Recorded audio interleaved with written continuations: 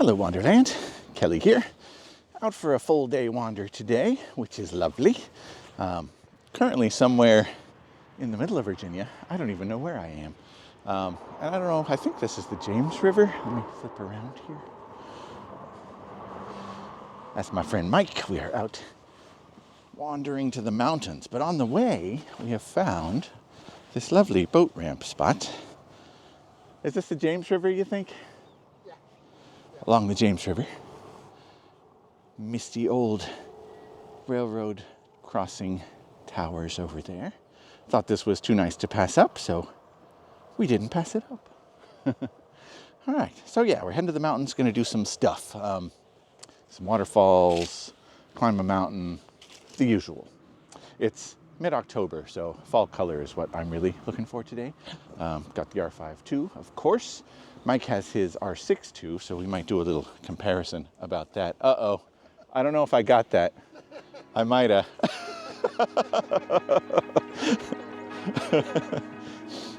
Yeah, so that's the plan. Come along.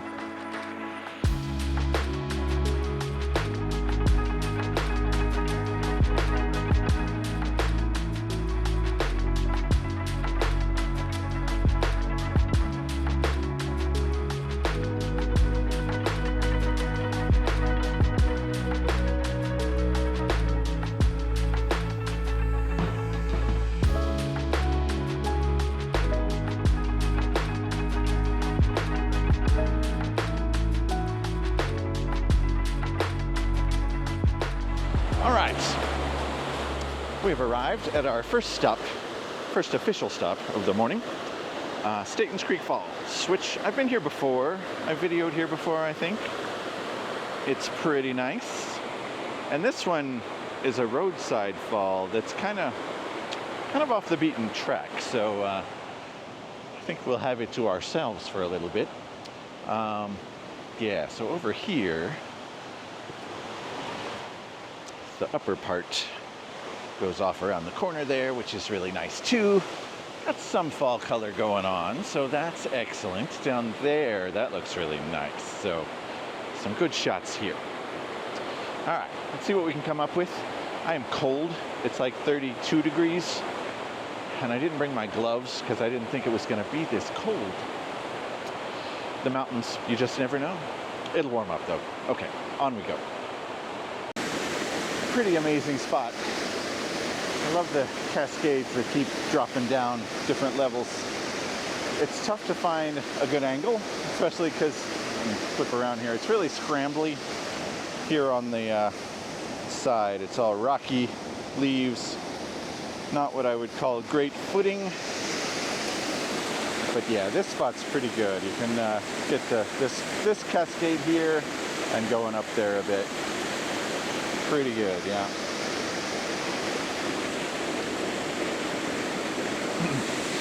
So shooting this R5 Mark II, I'm using the 24-70. I'm not doing a lot of hiking today, so I thought I'd bring the heavier but slightly sharper lens. And I've got some other stuff too, but with this shot, I'm at f8, 1/10 of a second, ISO 100. I like to get a little bit of sheeting in the water, as I've talked about before. I usually don't go too overboard with that, with like 1 second or more. I'll try one and I'll show you what that looks like too. But 1/4 to 1/10 is kind of what I like. It gets you enough blur in the water that it looks a little cooler than what you see with your eye, but not so much that it's unreal, you know what I mean? All right, so let's do that. I'm doing some landscapes here, portrait orientation. It's cold, so my hands are shaking a little. One-handed too. Oh, that's nice though, okay. And then I'm gonna put this down so I can get the 1 second with two-handed, and I'll show you that.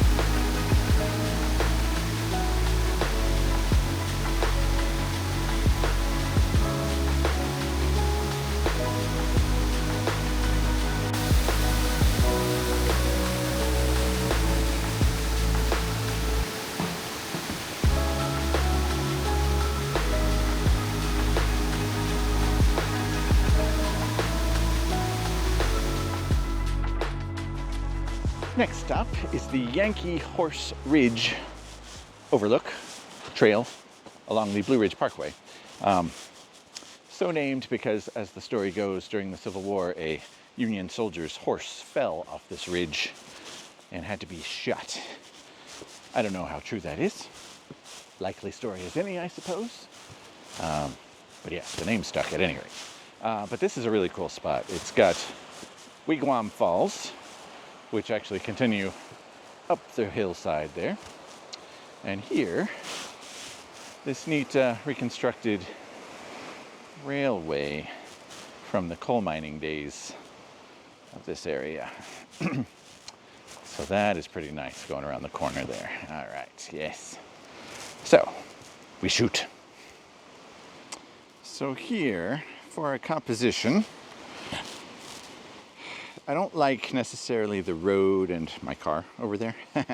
And if I go up, the sky is a little too bright here. But the colors, like this scene right here, with the rocks to the right, go over there a little, that's pretty good. Let's do that with the camera and see what that looks like.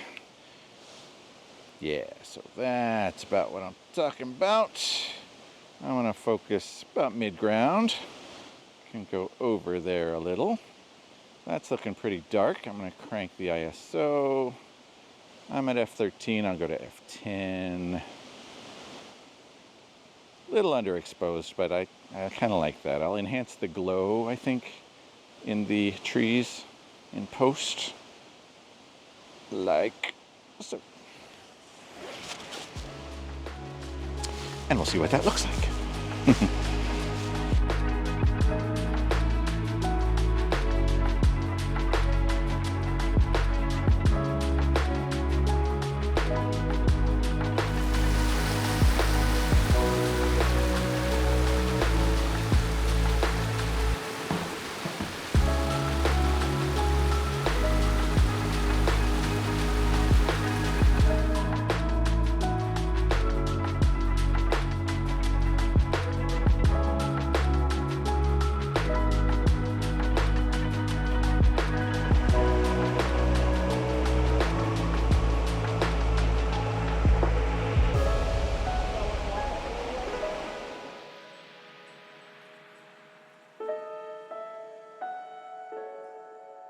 So here, let me flip around.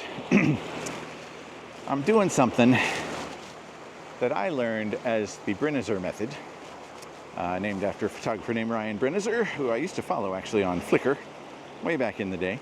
But basically, I've thrown on the 50mm f/0.95 TTArtisan lens on the R5 Mark II, got it set to f1.4, and I'm basically sweeping around and doing a multi-frame stitch panorama. And the idea there is that you get the field of view of a wide angle with the shallow depth of field of a fast prime. So that is the plan. Hope I get enough shots. I did one set, I'm gonna do another set just to be sure. Sometimes if I'm shooting a 50mm or a longer lens like this, not that it's long, but you know what I mean, I kind of don't cover the whole frame with all of my shots, so I'll be careful this time and make sure I get something that I can show you. Okay, and then we'll head up the hill here where Mike has already gone and check some of the other falls up there. So, see what this looks like.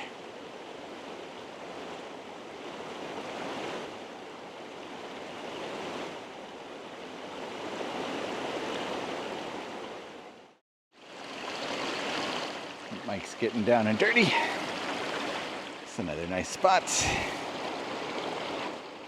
The water is not flowing real well up there, but the sun is making for some nice sun stars. Still fairly low in the sky. I'm liking it.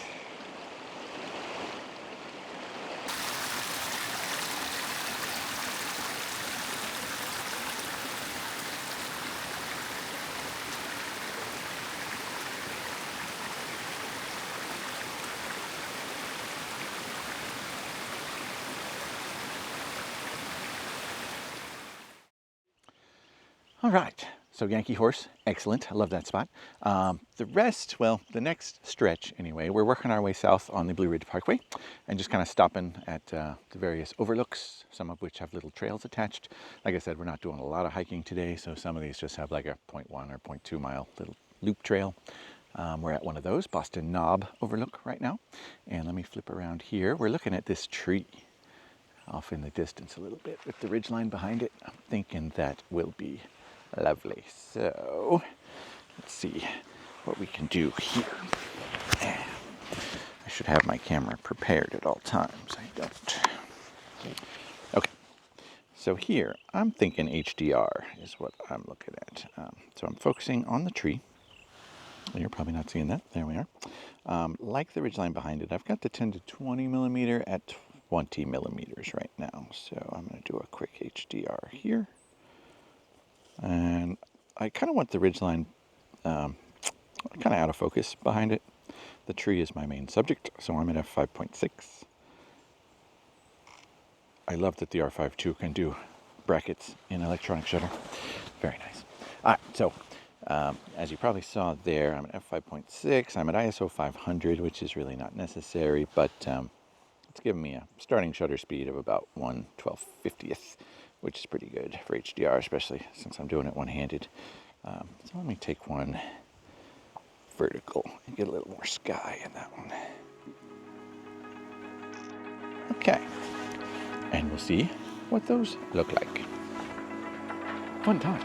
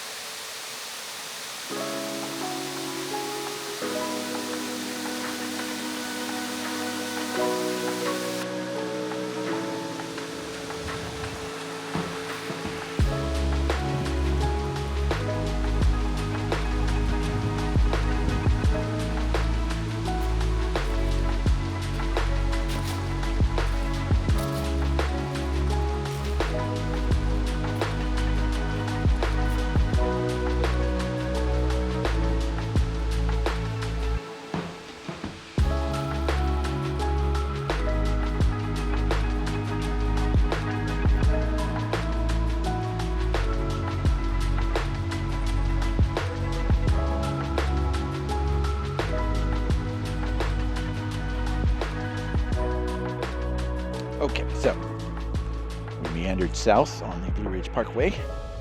Pretty much took our time. Didn't stop a lot of places because we needed to get here to Sharp Top for the last shuttle up of the day.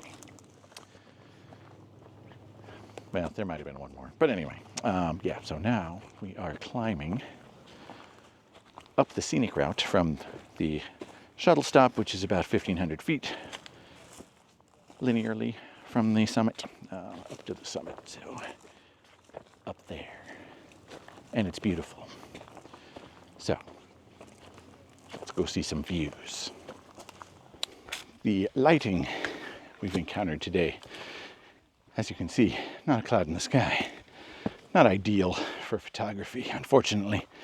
A lot of harsh sunlight. But it did make for some good sunstar photos. That's been handy. And it's nice and clear, so I think our views from the summit when we get there should be quite lovely.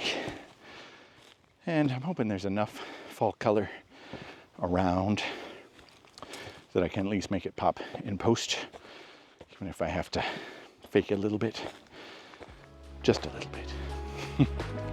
All right, onward.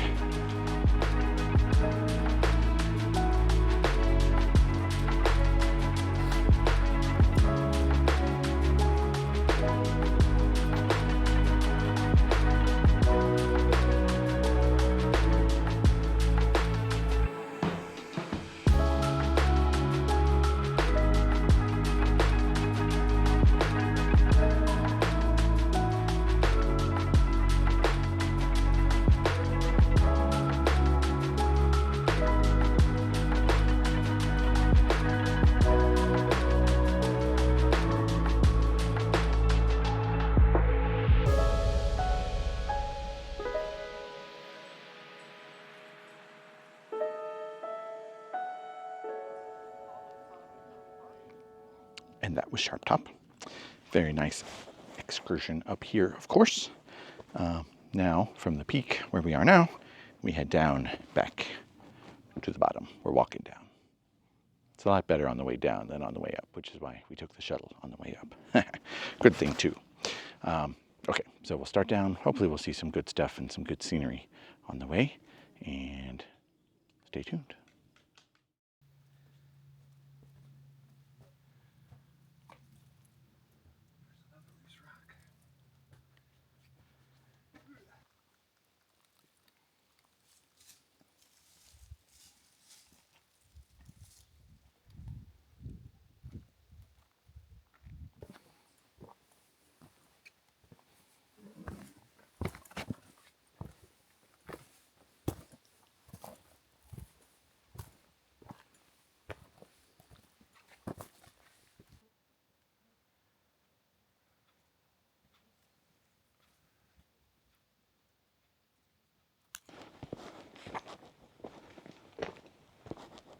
We're getting there. So Mike and I have been taking a lot of the same scenes using our 24-105 f4L lenses. He's been using his R6 Mark II. I've been using, of course, my R5 Mark II. And we thought we would kind of compare and contrast how those look when we're done. So I figure he will edit his, I will edit mine. Hopefully we end up editing a lot of the similar scenes. And yeah, we'll compare, show you some of those. And I'll throw it to future Kelly to talk about that a little bit. Future Kelly here. So I've been kind of stuck on this video. I should have published it weeks ago, and I'm leaving on a trip tomorrow, so I wanted to get it up today, if at all possible. A little stuck though, because part of what I wanted to do was kind of compare the R6II and the R5II, right? I was shooting with the R5II all day. Mike was shooting with both the R6II and the R5, but we thought it would be fun because I kind of had a request. Someone asked how the R5II would compare to the R6II, and I didn't know how to approach that really. My thought was Mike and I could shoot some similar scenes throughout the day using the same lens, the 24-105 f4L. him with the R6II, me with the R5II, and just kind of see how those shots compare. But I don't really think that tells us anything about the cameras, right? Especially because we were mainly doing landscapes on this particular outing. And really, aside from, you know, the obvious megapixel difference, there's really not that much difference between the two cameras in terms of quality or usability, autofocus systems. I think the R5II is a little bit improved, but the R6II is no slouch. And again, landscape doesn't really matter anyway, right? So instead of really diving into that too much, I thought it would just be an interesting exercise to look at the photos that Mike sent me from his outing, which was my outing, and compare that to similar shots that I took. And it's almost mainly a look at how two different photographers approach similar scenes, or the same scene actually, at the same time, no less. So I'm gonna kind of jump into that. So the first one he sent me, he just sent me a few photos from the day. This one is from the Yankee Horse Ridge overlook, which was one of our first stops. That was a very nice little spot, which I like a lot. Yeah, so this is his shot, and it's pretty faithful to how it looked at the time. The greens, the yellows, it really wasn't quite peak fall color, and the processing that he went with, you can see I would call it just a little washed out, but it's atmospheric, right? I like it. Sharpness though looks good. Obviously, it's a good lens, the 24-105. Yeah, so that I would be happy with that shot. The one that I did from a similar perspective would be this one. And this actually, I'm cheating. This is not with the same lens. This is with the 50mm f/0.95 TTArtisan lens. And you can kind of tell that with the blur here. But yeah, similar perspective, similar positioning. I want to say he was wide. He was probably at 24mm. I'm obviously at 50, both full frame cameras. So I'm a bit more zoomed in. But otherwise the scene is similar. You can tell my processing, I wanted to kind of make it look a little more fall-like. So I turned the greens more yellow and the yellows more orange, and that gives me this look. So yeah, not a direct comparison with the lenses like I was intending, but again, this is more about how do different photographers look at the same scene, and I think that's pretty interesting too. So next up, we've got a stop at,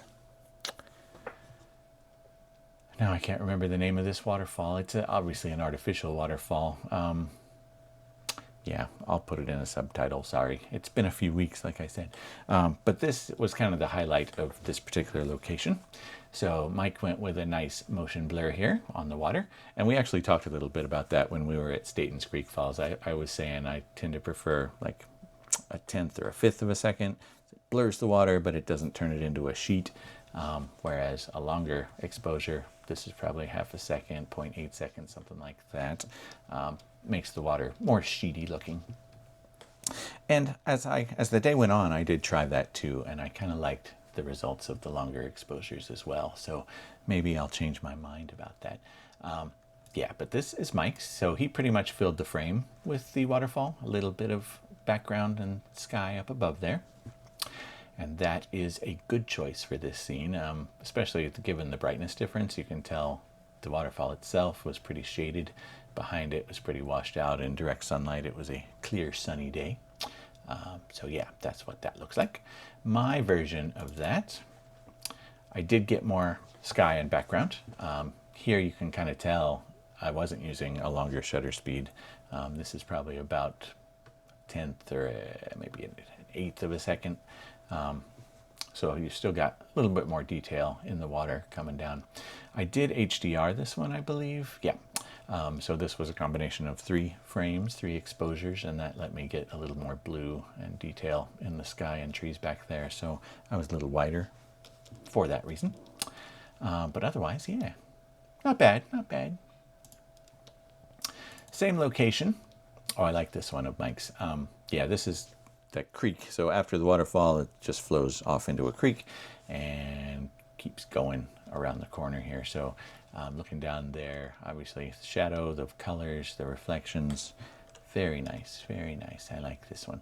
A little bit blown out here in the center, but again, that's tough lighting, shadows and bright highlights like that. But the feel, I like the feel, definitely. And my version, that is similar. And here we kind of went opposite directions, right? He enhanced the yellows. I stuck with the green on this one. Still got the reflections. This, I did not HDR, so I tried to shoot it in the middle and boost the shadows. I kind of like his better, I must say. But yeah, same scene, different photographers, fun stuff. Also same location, there were these stone steps and this rock. Oh yeah. I was trying to find a good angle and I couldn't find one. He found one. So this rock, the cliff face over here, that's all great detail, and it's clear that these stones are going across the stream. We got a sign over here showing you a trail's going. So this was a well-found scene. This is really good. And I like the treatment of it as well. He stuck with the greens and the yellows, so this is pretty realistic to what it looked like at the time. I want to say he dragged the shutter a little bit. I've seen a tiny bit of blur over here in the water. Yeah, maybe a little. So my contribution from the same scene, so he was kind of over to the left side of this frame, basically looking down or up the stream towards the waterfall. I'm more over where that trail sign was, looking back along the rocks. So I ended up getting more sky, which isn't very good in this particular image. So yeah, I'm not a big fan of this composition to begin with, so Mike did a much better job here. And then lastly, this one was at the Peaks of Otter Lodge at the end of our day. Sun was setting, so you can tell it's kind of hitting from over here, hitting these trees along the lake, Abbott Lake, I believe that's called. But this particular island was really vibrant out in the water, and the reflection, the water was smooth enough to get a good reflection. So yeah, that was a good scene. And here you can tell Mike kind of zoomed in on the island of trees a little bit more, whereas my composition was a little wider. Not HDR, but yeah, I really wanted that orange on the island to pop and get a little more of sharp top, is what this is over on the right. Yeah, and I got the full shadow, whereas he cropped in a little more or zoomed in a little more. But otherwise, pretty much the same spot we were in there. So yeah, not really a great comparison of the R6II versus the R5II. I think these photos were all exported to the same size, which is 3600 pixels on the long end, which is how I do everything when I'm uploading to the web or using videos for YouTube, because that's really all I need for 1080p that I do. Yeah, but a pretty good look at how two photographers approach the same scenes. I kind of like that. So R6II, great camera. R5II, great camera. It's more about the photographer, right? That's the lesson for today. Okay, back to old me. Meanwhile, not a whole lot of wildlife today. Seen some birds, dark-eyed juncos, which are currently up here in the mountains, but will come down to my home area for the winter pretty soon. Shift over here. What else? Saw a garter snake. Didn't get to shoot it though.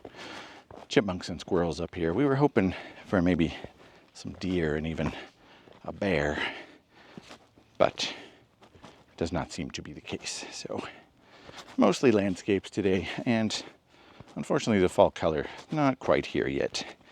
And I don't even know if this year will be good for fall color. We had a really hot summer and pretty dry, and then we got cold snaps, and I think a lot of the trees decided to just go straight from green to bare.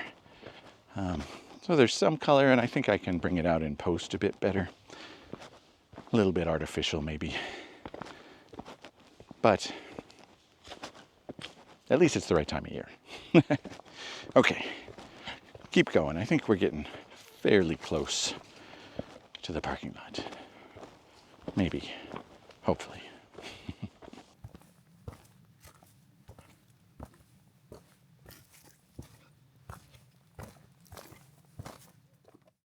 All right. That was kind of exhausting despite being all downhill. So we're at the last stop of the day, which is down from Sharp Top at the Peaks of Otter Lodge, because this view is lovely.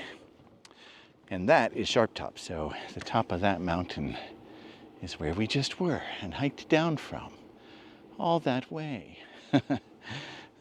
which was great. Seriously. All right, so we're gonna get a few shots here. The water is pretty still, which makes for some lovely reflections. And the light is fading. I think I may have just missed the best light, but it's still hitting Sharp Top a bit. So get some shots with the light and the shadow, reflections, see how it works. And that about does it for this excursion. As always, I hope this was informative, stimulating, entertaining. Mike does his own stunt work. It's very nice. All right. Until next time, be good to yourself. Take care of each other. Don't forget to be awesome. Get out and wander. Later. Like I said, he's a natural. You did a good job. Yeah.